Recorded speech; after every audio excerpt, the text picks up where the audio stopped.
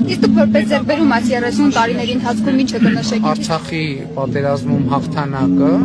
Պետք է արձանագրել, որ Ղարաբաղի շարժումը ճակատագրական սխալ է եղել մեզ համար։ այսօր հայոց արժանապատվության միջնաբերդի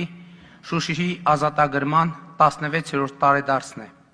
Եվ ես նախ եւ առաջ ուզում եմ բոլորիս շնորհավորել այդ դարակազմիկ եւ շրջադարձային հաղթանակի առիթով։ Շուշի մի դժբախտ,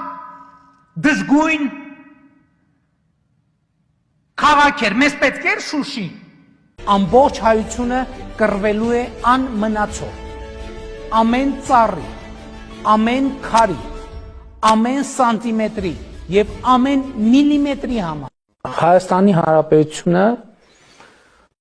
չի պատրաստվում պատերազմ վարել Լեռնային Ղարաբաղի համար։ Հնարավոր չէր պատերազմ կանգնեցնել կամ կանխել։ Հնարավոր չէր ուղղակի։ Կարող ենք կանխել պատերազմը, որի արդյունքում մենք կունենայինք այս նույն վիճակը, իհարկե առանց զոհերի։ Ու մենք կհաղթենք, ու մենք անպայմանորեն կհաղթենք, ու չկասկածեք։ Եվ ես հպարտ եմ, այո, մենք պարտվել ենք, եւ այս պարտության պատասխանատվությունը մերն է։ Այդ սարիցերին, որտեղ տարվա կեսը ձուն է, ինչից է պետք։ Ասում են հող ենք կորցրել։ Այդ հողը ինչով է մերը եղել։ Ինչով, մի հատ բացատրեք, ինչով, այնտեղ դպրոց են կառուցել, մանկապարտեզ են կառուցել, գործարան են կառուցել, ապրել ենք այնտեղ, բնակավայր, ինչով է մերը եղել։ Մերը չի եղել, որ ասում են Ղարաբաղը մերն էր, այլևս մեր չի, սուտ է դա։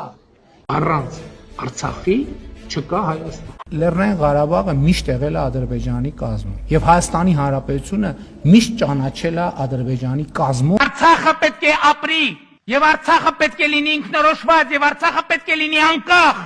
ինքնուրույն, հզոր եւ հպարտ, ինչպես այսօր է, ինչպես եղել է։ Այո, ես ճանաչել եմ Ադրբեջանի տարածքային ամբողջականությունը եւ Ղարաբաղը Ադրբեջանի տարածքային ամբողջականության մեջ։ Нагорный Карабах не может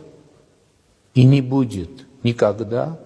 в составе Азербайджана. Это уже исключено. И это 100% факт. Առաջին ղեկավարն եմ, ով ճանաչել է Լեռնային Ղարաբաղ Ադրբեջանի կազմում եւ ով ճանաչել է այդ տրամաբանությամբ Ադրբեջանի տարածքային ամբողջականությունը։